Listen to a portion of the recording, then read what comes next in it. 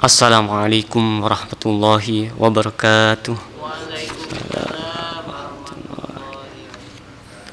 Al-Fatihah.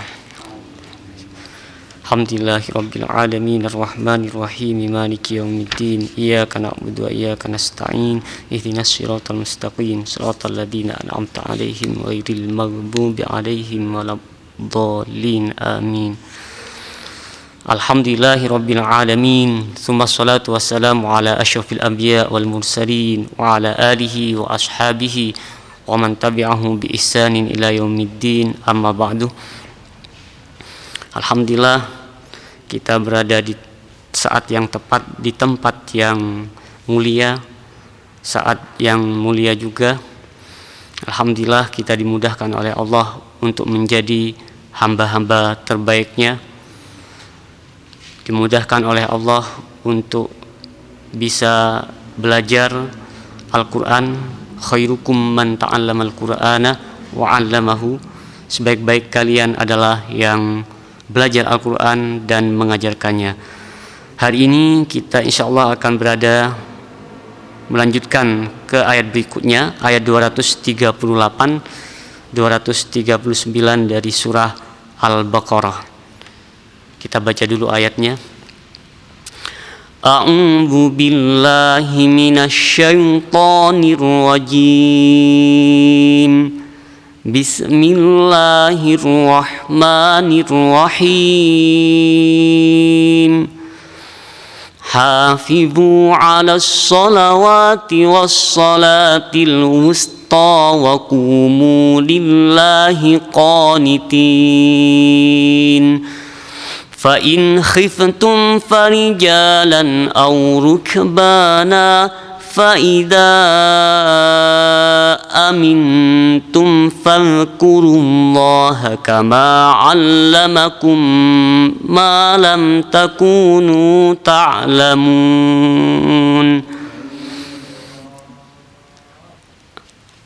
Hafizu 'alas shalawat. Jagalah kalian semua terhadap solat-solat al-khamsah, solat yang 5 waktu itu, bi'adaiha fi awqatiha, dengan melaksanakannya di waktu-waktunya. Was-sholatil wusta, demikian pula dengan solat yang di tengah.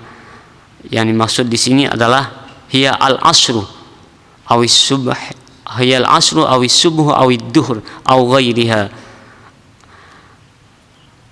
Dimaksud dengan sholat wusta bisa disebut adalah sholat asar, ada juga yang menyampaikan sebagai sholat subuh, ada juga yang berpendapat adalah sholat duhur, au ghairuha. Aqwalun, banyak pendapat tentang ini, ada 18 pendapat. Wa afradaha bidzikri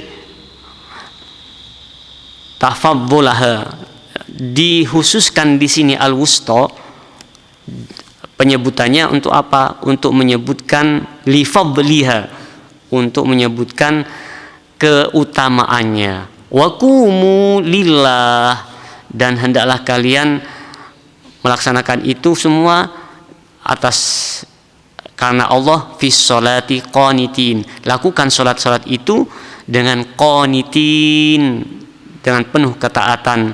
Qila muti'in, disebutkan ketaatan di sini liqauli sallallahu alaihi wasallam, kullu kunutin fil Qur'an fahuwa ta'ah.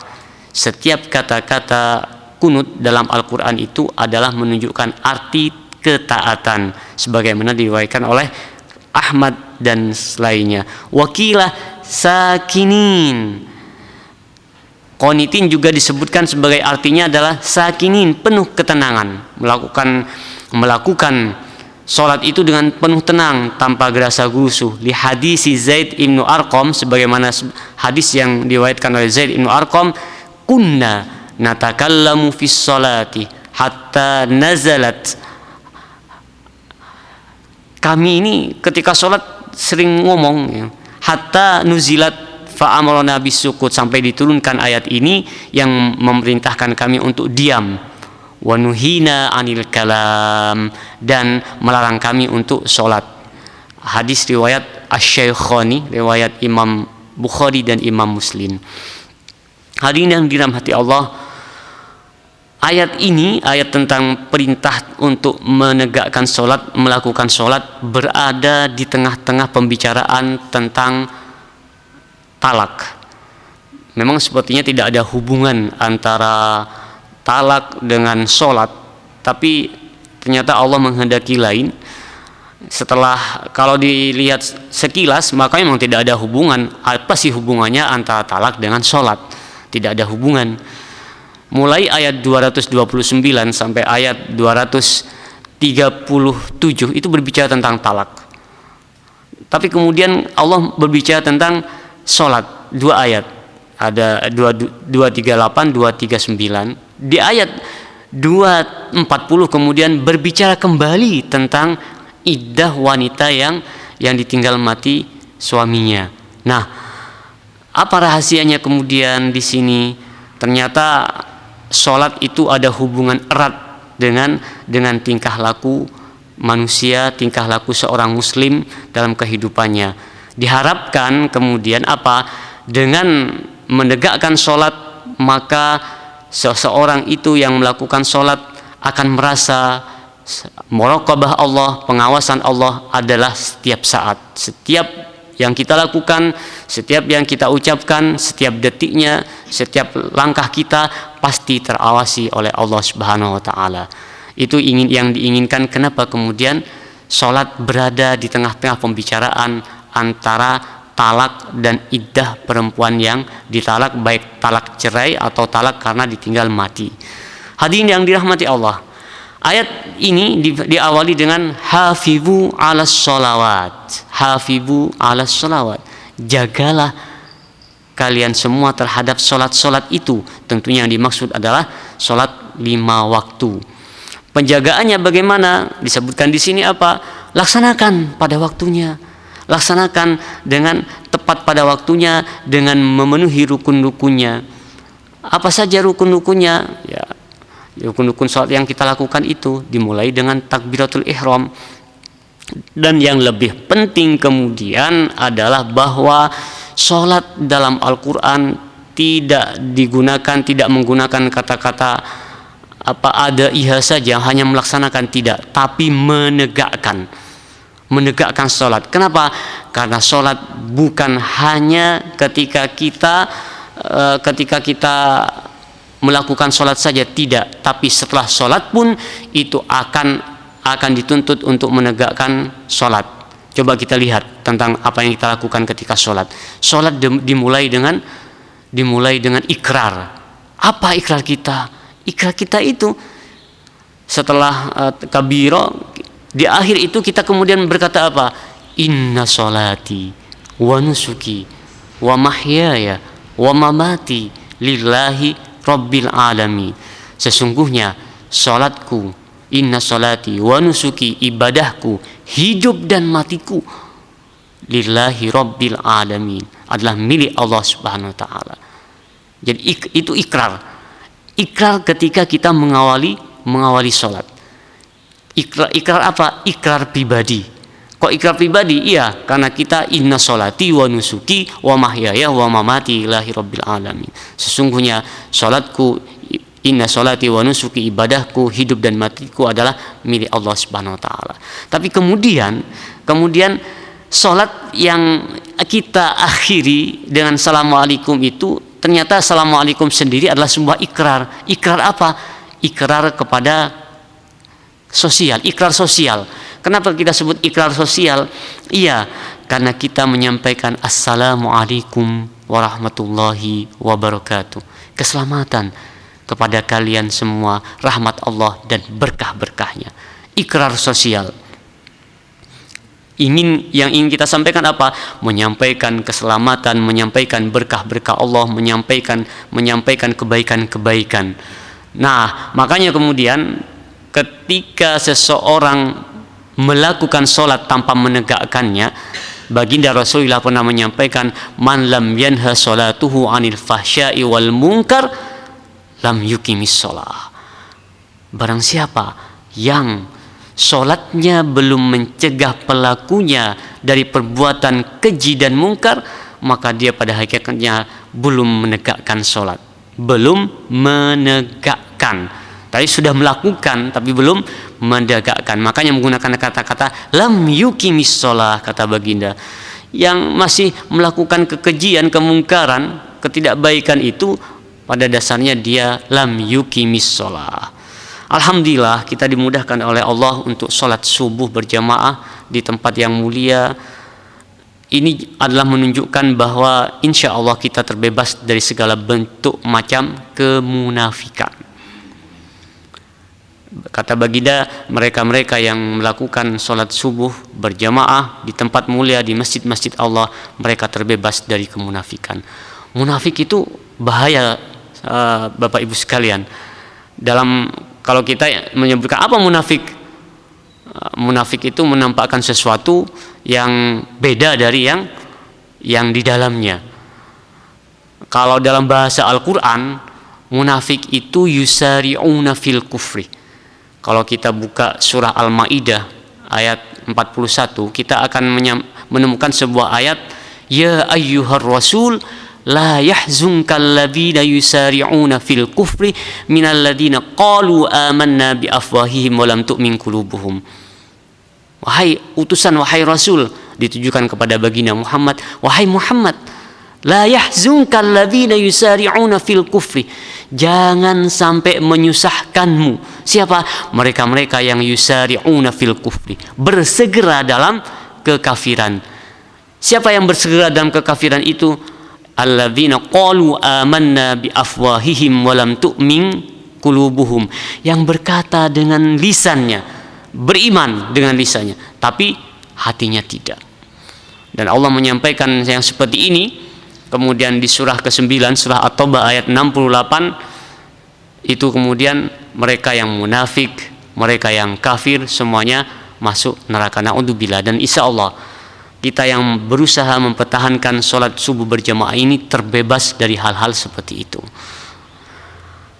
Hadirin yang dirahmati Allah, qanitin, kata Allah, dengan penuh ketaatan. Jagalah sholat itu dengan penuh ketaatan. Fa in khiftum farijalan aw rukbana, jika kamu dalam keadaan takut, min aduwin aw subulin aw subu, kamu takut dari gangguan musuh, atau kamu dalam perjalanan, atau kamu takut oleh binatang buas, farijalan aw rukbana, maka hendaklah kamu melakukan sholat 5 waktu itu dengan berjalan, aw rukbanan, atau boleh jadi kamu akan melakukan dalam keadaan mengendarai kendaraan. Raqibun ay kaifa amkana, melakukan dalam keadaan berkendara atau dengan keadaan apapun, mustaqbili al-qiblah, dengan menghadap kiblat, au ghairuha, atau tidak menghadap kiblat. Bisa dengan ruku dan sujud.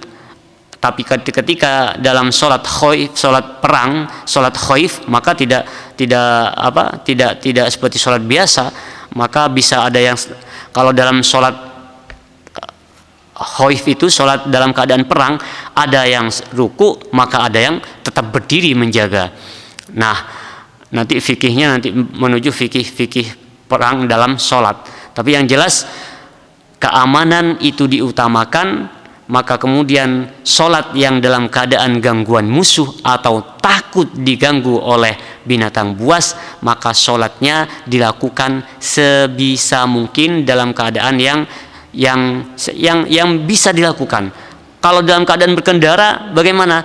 Ya boleh diutamakan mustaqbili al-qiblah. Kalau nggak bisa, au ghairiha, atau tidak menghadap kiblat. Ya kalau dalam perjalanan dari Mekah menuju Indonesia, mudah-mudahan setelah pandemi ini kita bisa lagi berangkat ke Mekah. Yang sudah berangkat dan yang belum, mudah-mudahan dimudahkan oleh Allah untuk segera bisa ke sana. Dan yang belum ini mudah-mudahan menerima kadar sebagai tidak, kok belum berangkat? Ya karena kasih Allah belum berangkat. Karena kasihnya Allah masih menahan untuk berangkat. Seandainya pun tidak berangkat, menerima kadar ini sebagai takdir kasih Allah, bahwa karena kasih Allah lah kemudian kita belum berangkat. Tapi tentunya dengan usaha yang maksimal. Ketika menghadap perjalanan pulang misalnya, apakah harus menghadap kiblat? Ya tidak, itu kan. Ya sudah menghadap au ghairiha, tidak menghadap kiblat, kemudian keadaan apapun, kemudian ayat ini menunjukkan apa? Menunjukkan bahwa dalam keadaan apapun maka sholat itu harus ditegakkan.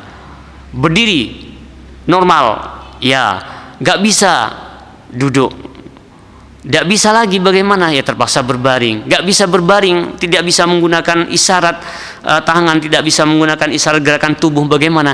Dengan isyarat mata. Saking wajibnya sholat. Maka kemudian ayat ini, kalau kita gabung dua ayat ini, hafizu ala sholawati was sholatil wusta, disuruh menjaga, diperintahkan untuk menjaga sholat 5 waktu itu di waktu-waktu yang ditentukan. Bagaimana kemudian kalau kemudian sakit hingga tidak bisa melakukan pada waktunya? Di situ kemudian ulama ada yang menyatakan ada qada. Tapi bagi yang dalam keadaan sehat-sehat saja dan sadar, maka seharusnya dilakukan dalam keadaan apapun. Dengan berwudu, iya, tidak ada air di kendaraan, bagaimana dengan tayamum? Sudah cukup, tidak perlu qada. Tayamum saja sudah cukup. Kalau wudu itu bisa untuk sholat, seandainya bisa bertahan 2 sholat fardu, maka bisa. Tapi kalau tayamum hanya bisa dilakukan untuk 1 sholat fardu saja.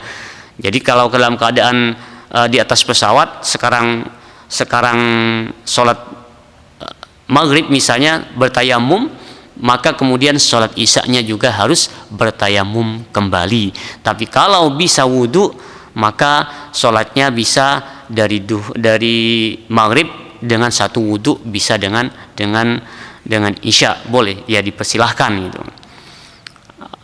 Kenapa ada air tapi kemudian kan di pasar ada air? Ya berbahaya kalau kemudian satu pesawat berwudu semua, maka akan banjir, akan konslet. Tapi ada sekarang sudah ada banyak alat. Kemarin kita diskusi di Kemenak itu, bisakah kemudian dengan semprot misalnya? Semprot apa? Alat semprot, airnya jelas-jelas suci, kemudian kita tinggal menggunakan dengan alat wudu dengan air yang disemprotkan itu.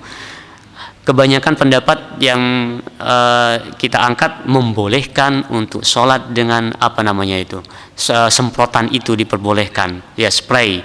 Kalau biasanya untuk pendingin, tapi juga berfungsi bisa disepakati untuk pengganti air yang mengalir itu, karena mengalir juga.